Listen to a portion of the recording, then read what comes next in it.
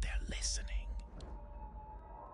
When the world sleeps, the whispers begin.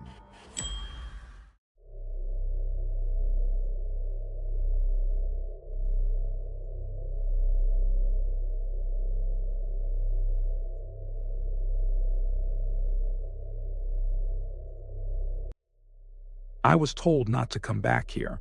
Ashwood Hollow, the town erased from every map, the place where the fog never left. They said the mines collapsed, that the valley was sealed and written off. But static never stays buried.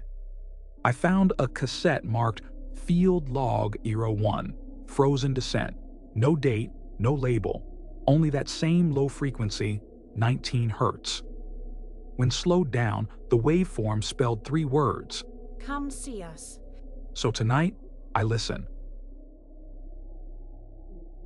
The road into the valley is gone from GPS. I follow what's left of the highway until the white paint disappears beneath frost. The air smells like rust and ozone, like a storm that never quite happened. Mile marker 73 leans sideways in the ditch. Someone has scratched words into the metal with a nail. We still work below. The further I drive, the thicker the fog becomes. It clings to the headlights, moving as if it recognizes me. When I stop to check my recorder, the frequency meter jumps. 19 hertz, constant. Same signal as the old logs. A voice breaks through the static, faint but female.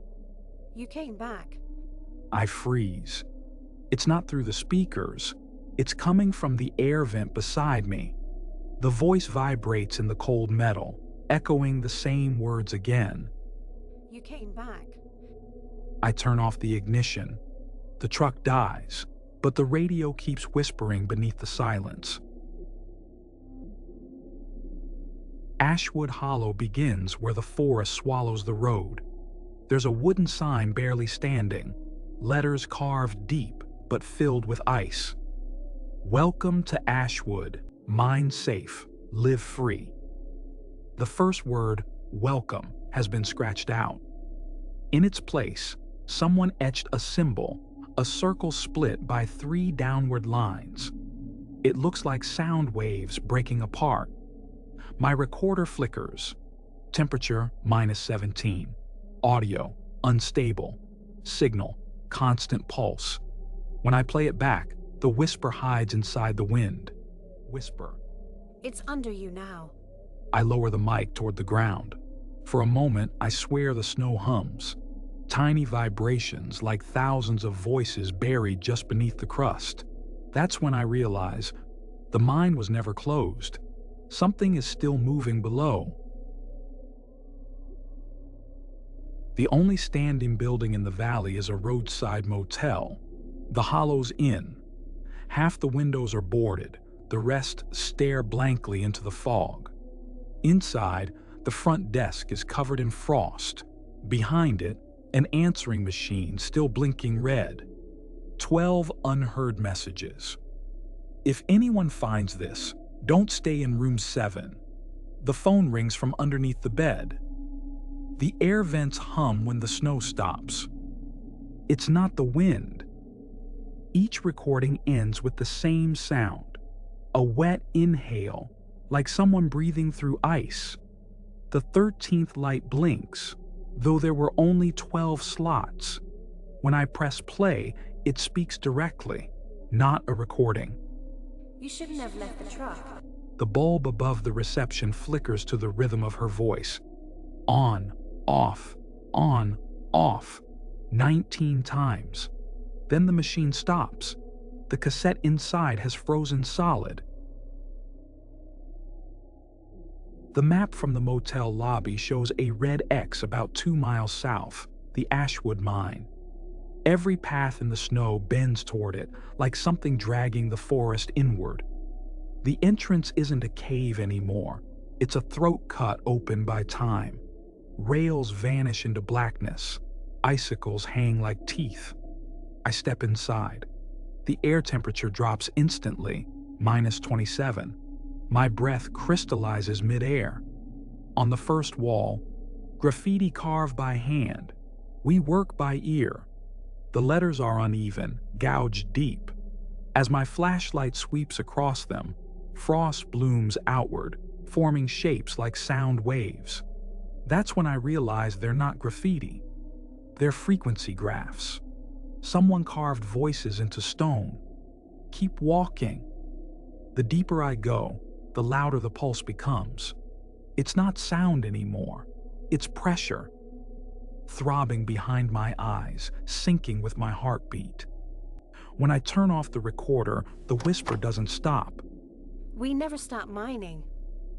The tunnel narrows, splitting into 3 smaller shafts. Each one hums at a different pitch, like a chord waiting to resolve. And then, beneath it all, something breathes back. The deeper I move, the louder the pulse becomes, not through the recorder, but inside my skull. Each step makes the air vibrate, like the mine itself is breathing me in. The tunnel walls glisten with frost, shifting, alive, reflecting faint shapes when the flashlight wavers. They almost look like faces. It said, sound travels slower in cold air.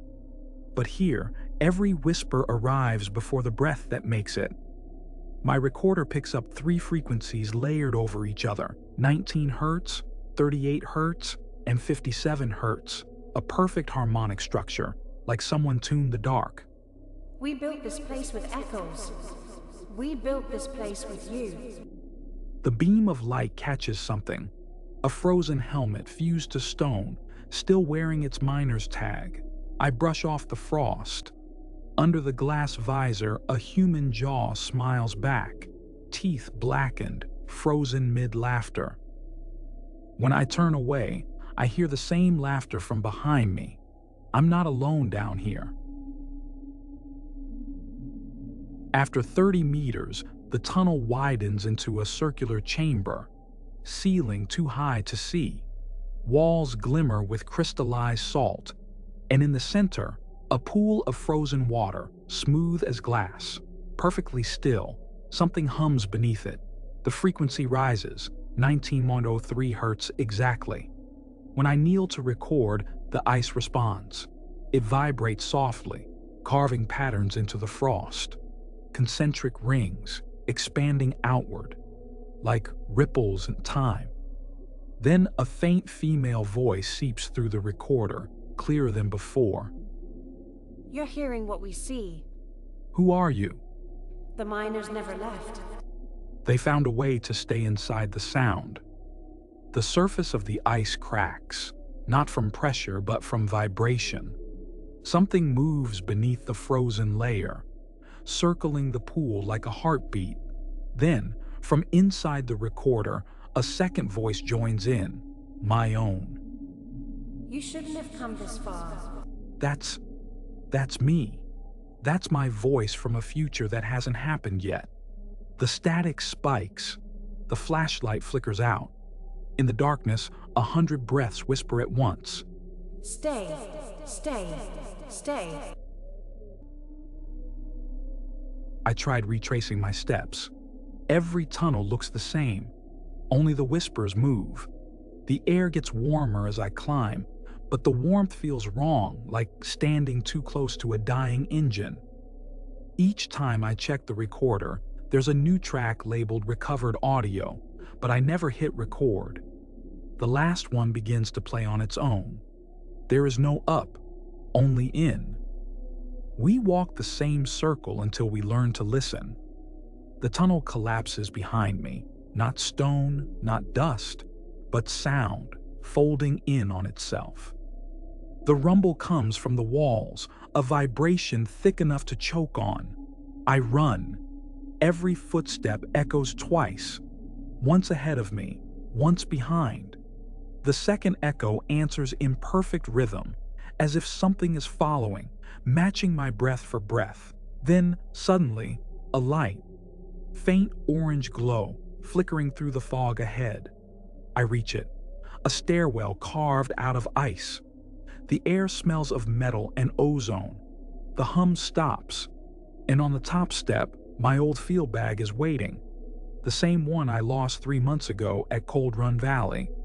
Inside it, a cassette labeled Field Log 02, after exit. It's still warm. When I play it, I hear my voice say, "I never left." There's something alive in the recordings. When the miners vanished, they weren't crushed by rock.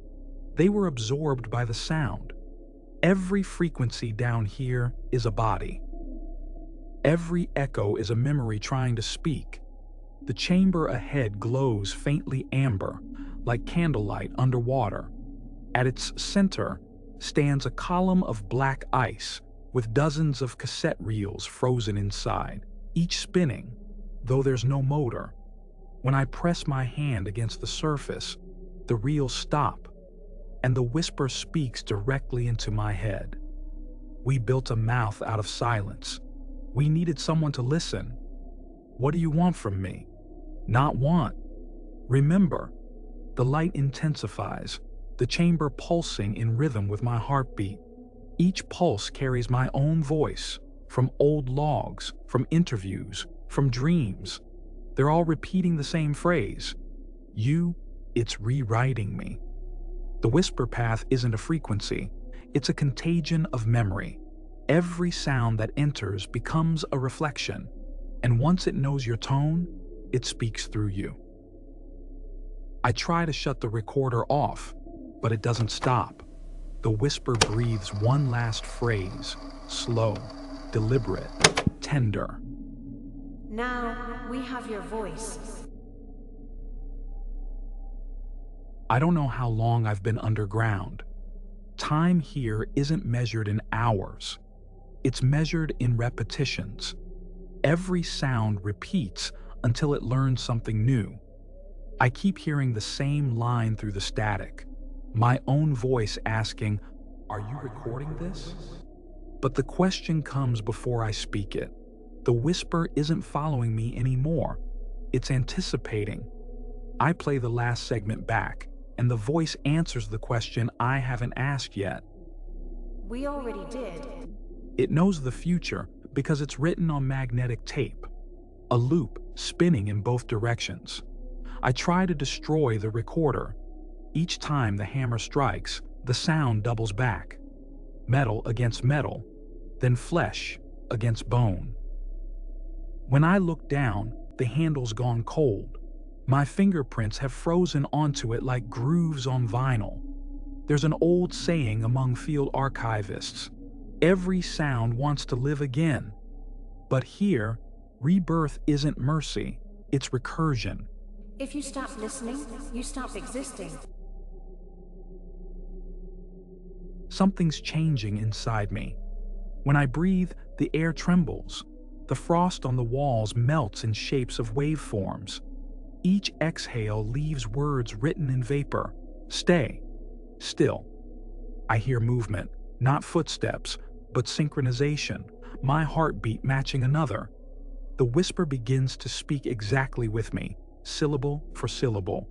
We are perfectly in phase. We are not two voices.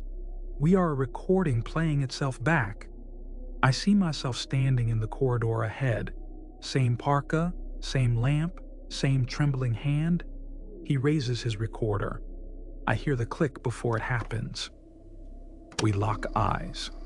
He mouths the words I am about to say. Who's recording who? Ashwood never stopped digging. The tunnel collapses inward, not with rubble, but with reflection. A mirror of sound folding on itself. There is no ceiling anymore. Only the hum, only the pulse, only the voice that used to be mine.